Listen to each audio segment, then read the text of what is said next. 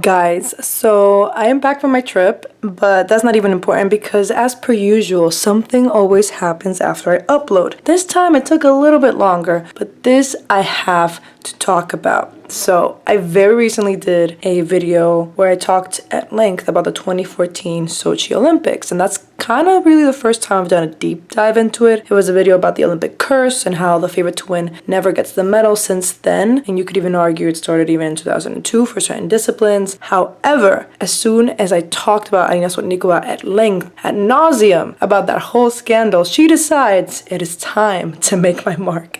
It is time to make myself the moment. It is time to be attacked by the entire world again.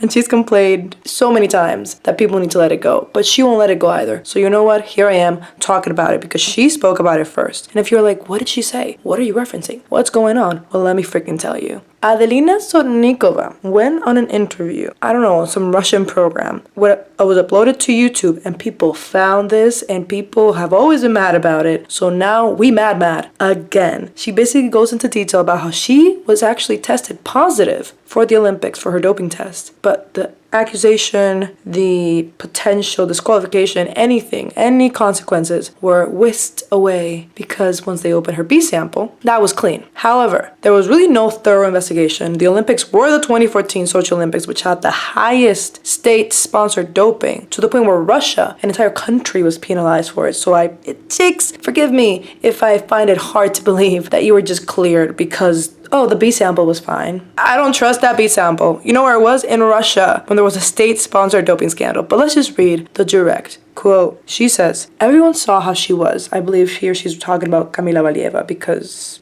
she had a rough Olympic experience. Kamila had a rough Olympic experience. However, she took the gold and she wasn't the favorite. That's a big difference. So she says, everyone saw how she was, especially when she was already allowed to compete and came out for the short program. Well, a 15-year-old child who came to the Olympics, she had every chance to win another gold.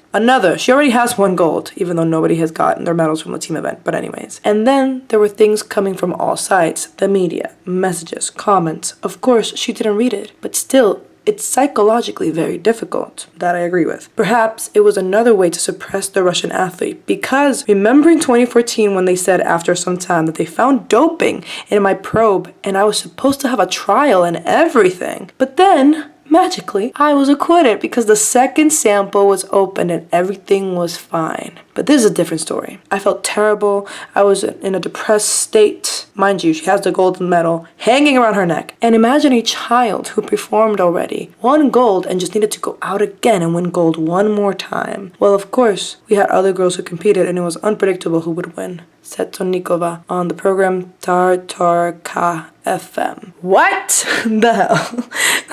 I had heard rumors about it. I even made a little reference on it in the Olympic favorite curse video where I said that even though there was a big state-sponsored doping scandal, nothing was ever tied to Sotnikova and she was never pressed with any charges. But this confirms that she was that elusive athlete from those rumors, and I believe an actual report where she remains nameless as the skater who was found to have a positive doping test, but then was, magically acquitted. She refuses to put two and two together about the fact that this happened in Russia, about the fact there was doping all around her. She even references here that all this mess with Kamila Valieva was just another way to suppress, quote unquote, suppress the Russian athlete. And she compares herself to a 1-to-1. But what she doesn't realize is that she's not Kamila Valieva in the story, she's Anna Sharapova. That's what she is. She is the one that nobody expected to win and then won. But she does have a similar situation with Kamila Valieva, but even worse because her situation was all private. She was protected from all sides. Not only was she propped up by the judges and the state-sponsored doping and the government in her country because the Olympics were there, but then she was protected from any backlash regarding the doping scandal allegations that surrounded every other athlete, which a lot of people in Russia refuse to this day, even though they've been banned and given consequences for it. Like not being able to use the flag and their Russian name, just being called the Russian Olympic Committee. Even though they still have the same red, white, and blue colors. But anyways. But this is huge. This is insane. And I don't understand why she would open that Pandora's box again. To have the whole world just hate her. Again. Did she watch my video? Did she feel she had to, straighten out the world, the truth? This doesn't make a good case for you to look innocent. It actually makes the waters even more muddied and make you look more guilty. And now I feel like people are going to look at your win and be like, aha, of course. Because it was very, very, very odd that she just had this magical performance for someone who was not that stable that season. And then had her best moment during the most pressured time. And then to make matters worse, the video where Adelina Sotnikova talked about her problematic doping test has now disappeared from the YouTube channel where it was posted. So much outrage, so much scandal, so much, I imagine, hate comments and viral posts hating on her and this Olympics went around that the YouTube channel took it down. Not just her section, cutting it out. Took the complete video down. The Tatarka FM channel just took it down. So that just tells me that you have something to hide. The Russians have something to hide. Adelina's have something to hide. And this YouTube channel knows the heat now. I just really don't see the logic behind why would you bring it up now? As just a logical person who constantly complains about the hate that she receives, it just doesn't make any sense to me. But alas, she did it, and now we have a clearer picture about why that Olympics still pains so many people, from the professionals of the sport to the fans to, of course, the entire country of Korea and Unakim. On the other end of the spectrum, it is about the love of my life, Evgenia Medvedeva, and she says, "People tell me you are an Olympic champion to us, and I think, I'm not an Olympic champion. It devalues the opponent's victory and it shows pity towards me." And this opinion tracks. Like, she is a strong personality. She is a Russian. To her, it is gold or nothing. She even says as much, that she was raised that way. And then when she lost the Olympics, she felt like she had lost in life as a person, as a human. And so it doesn't surprise me. This interview is coming because of the documentary that has been announced that is called Medvedeva versus Medvedeva, which is around that chaotic time in her life where she had just left Team Tutberidze, she had just lost the Olympics, and I'm honestly a little bit confused on the timeline. Is it with Team Tutberidze leading up to the Olympics, or is it when she had just left Team Tutberidze and is trying to get back on the horse with Brian Orser living in Canada? That would make more sense to me, because I doubt she would have a whole camera crew besides the Japanese one from the Japanese documentary that she had that documented her whole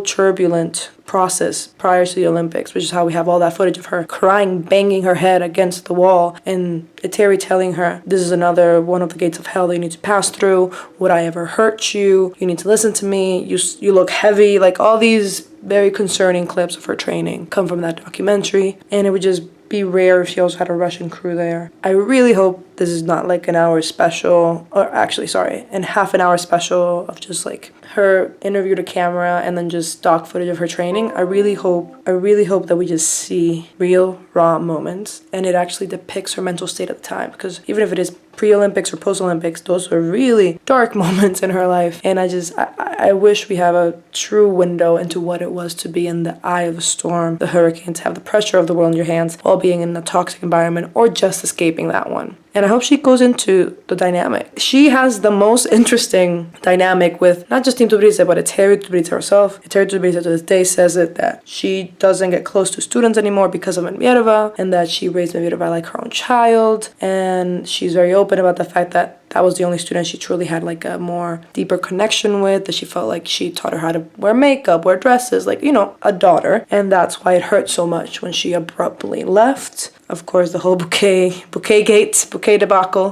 happened because of it, and just seeing that toxic dynamic would be very interesting, you know. I don't need a whole Mother Knows Best rendition from Tangled, but speaking with some honesty about how that relationship affected her and how she sees every coach thereafter, and even coming back to Tutberidze, like, I don't know what the time frame is, but there are so many pockets of time and information that is crucial to who she is as a person that I really want an insight. I've always said that if she puts out a book, there are 3 big questions that I have. I doubt this documentary is going to answer them, and I really hope she put out a tell-all book when she's older in life and she doesn't give a fuck about making anyone mad. And the 3 big questions I have is, 1, what the hell was Tutberidze saying to her when she was hugging her for like 3.5 minutes? Because whatever it was, it couldn't have been that nice or that uplifting, or like, what the fuck? 2, what was her last conversation with Terry before leaving to Canada? Because Terry has always maintained that she had no idea about the transfer, that it took her by surprise, that she didn't even get a bouquet, and blah, blah, blah, blah, and went on this whole,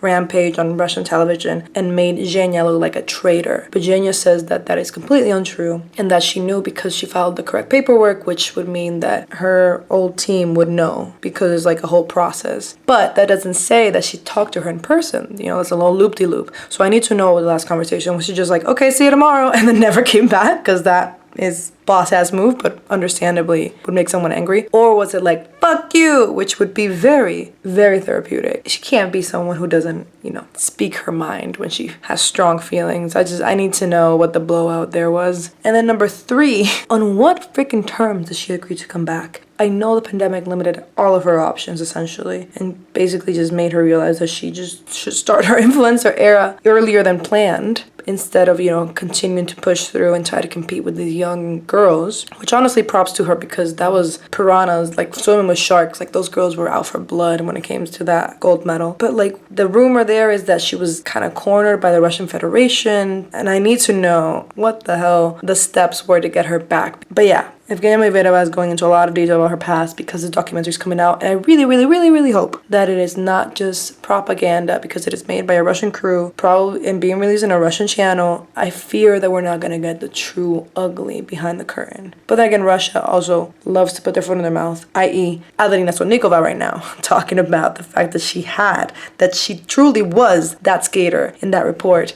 that had a positive test during the Olympics. The whole thing that happened to Medvedeva, but she was protected because her second sample was magically clean. And I love that she has no idea. She's like, I wasn't doping. That just happens from time to time. Like, look, like, I genuinely believe that some of these skaters do not know that they're doping because it's such the norm, so common, and it's just worked into their routine since they're children, literal children, like babies, like 9, 8. I'll never forget that girl who got in trouble for saying that the way they got quads was by taking drugs, and then she had to publicly repent. It was crazy. But yeah, I am shocked by the fact that I put out a video talking for the first time at length about the 2014 Olympics, and then Adelina Sotnikova is like, let me throw some gasoline on this fire and admit that I did that and I got away with it. What? Girl, I have a feeling that B sample came through a hole in the wall. That's all I'll say. And yeah, let me know what other topics you want me to cover. I feel like I'm missing some topics right now, but this is just a quick little video. And I'm working on longer videos, as said before, regarding K-pop, regarding Eurovision, and of course, figure skating. And as always, shout out to Katie, Corina, Leslie, Timothy, Tori, and V. And I'll talk to you guys later. Bye-bye.